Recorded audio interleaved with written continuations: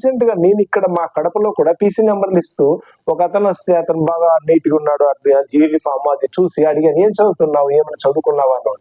అబ్బాయి అన్నాడు, నేను ఆటో డ్రైవరే సార్, కాకపోతే నేను లాస్ట్ సెకండ్ ఇయర్ చదువుతున్నాను అంటున్నాడు. అంటే చూసారా, మీరు ఎవరైనా కూడా ఆటో డ్రైవర్ అంటేనే చదువు ఏముండదు, ఇరెగ్యులర్, ఇండిసిప్లిన్ అనుకుంటారు. కానీ అతను ఆటో డ్రైవర్ గా పనిచేసుకుంటూ లా చదువుతున్నాడు, డిగ్రీ కంప్లీట్ చేశాడు. అంటే ఆ విధంగా ఏం పెట్టుకొని చేస్తున్నారు? మీరు మీ పేరెంట్స్ ఎంతో కష్టపడుతుంటారు, మీరు ఏదో ఆలోచించదు, కష్టపడకుండా ఇష్టపడి చదవండి. మీకు ఫర్ ఎగ్జాంపుల్ మీ బాబాయ్ ఎవరో వస్తున్నారు రాత్రి 3 గంటలకి అని మీ నాన్న చెప్పాడు, పోయి తీసుకురాపో అని చెప్పారు అనుకోండి, మీరు 2 గంటలకు పోయి ఏడుపు ముఖం పెట్టేసుకొని అతన్ని ఇంటికి తీసుకొని వచ్చి ఎంతో బాధపడతారు. 3 గంటలకు నిద్ర లేకుండా పోయారండి, మరుసటి రోజు అంతా కాలేజీ కొట్టి పండుకుంటారు కదా. ఎందుకంటే మీరు ఇష్టంగా చేయట్లేదు. అదే సెకండ్ డే చెప్పారు, అరే మీ అంకుల్ వస్తున్నాడు, నాకు 3 lakhs దాకా ఇవ్వాలా, అతను కూడా సేమ్ ట్రైన్ కి 3 lakh వస్తున్నాడు, నువ్వు పోయి తీసుకురా, ఆ డబ్బులు అతను 3 lakhs నాకు ఇస్తే నీకు ఒక బండి కొనిస్తాను, మిగిలిన దానికి నీకు కావాల్సిన గోల్డ్ ఆర్నమెంట్స్ కొందాం అనుకుంటున్నాను రా, చైన్ ఒక రింగు కొందాం అనుకుంటున్నాను అన్నాం అనుకోండి, ఏం చేస్తావు? ఇమీడియట్ గా 3 గంటలకు కాదు 2 గంటలకి అలారం పెట్టేసుకొని రెడీ అయ్యి ½ hour ముందే రైల్వే స్టేషన్ లో ఉండి తీసుకొని వచ్చి పడుకునేస్తావు. మళ్ళీ పొద్దున్న 9 గంటలకే లేసి మీ నాన్నని లేపేస్తావు రెడీ, డాడీ పోదాం బండి కొనుక్కుందామని. మళ్ళీ ఆ నైట్ కూడా మీరు నిద్రపోయి ఉంటారు. ఎందుకంటే ఏ బండి కొనాలి, ఎట్లా బండి కొనాలి, మా ఫ్రెండ్ దగ్గర బుల్లెట్ ఉంది, ఇంకోటి దగ్గర ఇంకోటి ఉంది, పల్సర్ ఉంది అని ఈ ఆలోచనలో పడి నిద్రపోరు. మళ్ళీ 9 గంటలకే లేసి మీ నాన్నని లేపి పోదాం అని ఆ బండి కొనుక్కొని గోల్డ్ షాప్ పోయి గోల్డ్ కొనుక్కొని వచ్చి మళ్ళీ ఇమీడియట్ గా కూడా రెస్ట్ తీసుకోరు. ఆ ఫస్ట్ డే అయితే మీరు నైట్ పోయి వచ్చిన తర్వాత డే అంతా కాలేజ్ ఎగ్గొట్టి రెస్ట్ తీసుకున్నారు, మరి సెకండ్ డే లేదు, మీరు అదంతా డే అంతా తెచ్చుకున్నారు, మరి అవన్నీ ఆర్నమెంట్స్ అవన్నీ బండి వేసుకొని మీ ఫ్రెండ్స్ అందరికి చూపించడానికి వెళ్తారు. సో రాత్రి 10 అయింది అనుకో, పడుకోవాలనుకున్నావు, ఇదే టైంలో మళ్ళీ మీ డాడీ చెప్పాడు, అరే ఫంక్షన్ ఉంది నా, మా ఫ్రెండ్ వాళ్ళ కొడుకుది మ్యారేజ్ ఉంది పోదాంపా అన్నాడు అనుకో, అప్పుడు కూడా నిద్ర రాదు నీకు, మళ్ళీ చూపించాలి కదా వాళ్ళందరికీ. అంటే అక్కడ ఏమవుతుందంటే 2 nights నిద్ర లేకుండా గడిపినా కూడా నువ్వు ఇష్టపడి చేస్తున్నావు. అదే విధంగా చదువులో కూడా ఇష్టపడి చేయండి. మీ యొక్క టార్గెట్స్ పెట్టుకోవడానికి ఎటువంటి అడ్డంకులు లేవు మీకు.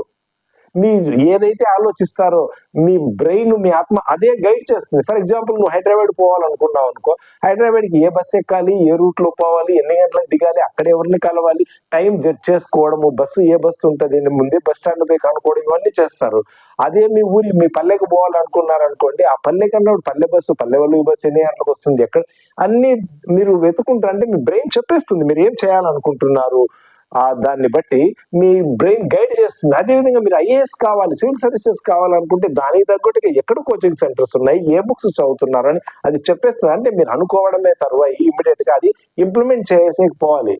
మీరేం చేస్తున్నారంటే గోల్ పెట్టుకోవడం లేదు, అసలు ఏమీ పెట్టుకోవడం లేదు. ఏమంటే ఆ డిగ్రీ అయిన తర్వాత చూద్దాంలే, బీటెక్ అయిన తర్వాత చూద్దాంలే అనే ఉద్దేశంతో నెగ్లెక్ట్ ఉంటున్నారు. ఇక్కడ ఏం జరుగుతా ఉందంటే, మీరు ఎప్పుడైతే డిగ్రీ అయిన తర్వాత ఆల్మోస్ట్ మీకు 21-22 years వస్తాయి, అప్పుడు మీరు బుక్స్ చదవడం స్టార్ట్ చేస్తే మరి 5 to 6 years వస్తుంది.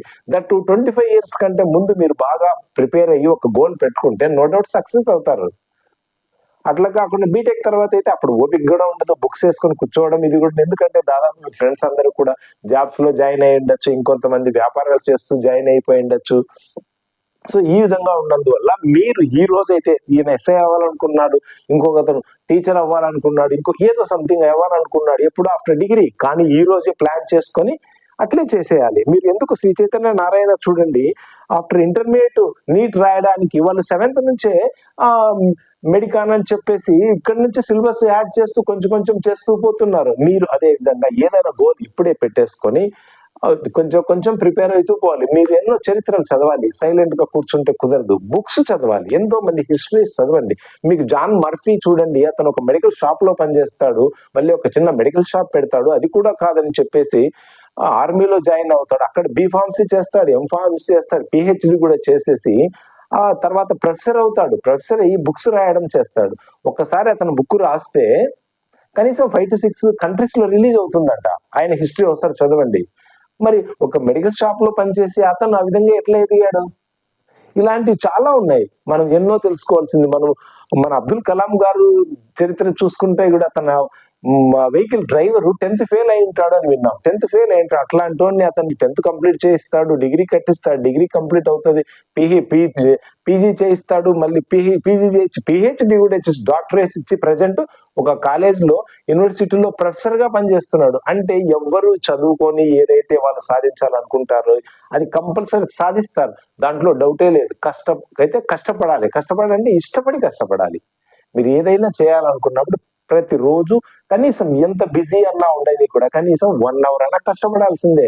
మీరు అట్లా కాకుండా ఎప్పుడో ఉందిలే ఎగ్జామ్, అప్పుడు లాస్ట్ లో చూసుకుందాం, ఎస్ఐ నోటిఫికేషన్ వస్తుందిలే, ఆ నోటిఫికేషన్ వచ్చిన తర్వాత నేను వెళ్దాము అనుకుంటే అట్లా కుదరదు. నువ్వు ఒక డెస్టినేషన్ ఎన్నుకున్నాక నువ్వు ముందుగా ప్రయాణం స్టార్ట్ చేస్తే నీకంటే వెనక స్టార్ట్ చేసిన వాడు ఎంతైనా 4 అడుగులు వెనకలే ఉంటారు. నువ్వు ముందు స్టార్ట్ చేసినందుకు ఎంత నిదానమైన స్టెప్స్ అంటే షార్ట్ స్టెప్స్ వేసుకొని పోయినా కూడా నువ్వే ముందు ఉంటావు. ఎందుకంటే నిదానంగా కొంచెం slow and steady win the race లాగా. సో నువ్వు ముందుగానే ఆలోచన టార్గెట్ పెట్టేసుకొని ఆ బుక్స్ కొంచెం చదువుకుంటూ పోవాలి. మనకి ఎన్నో చరిత్రలు చూస్తున్నాయి. బొమ్మెర పోతన అంటారు, 16 years తర్వాత అతను చదువుకోవడం స్టార్ట్ చేశాడు,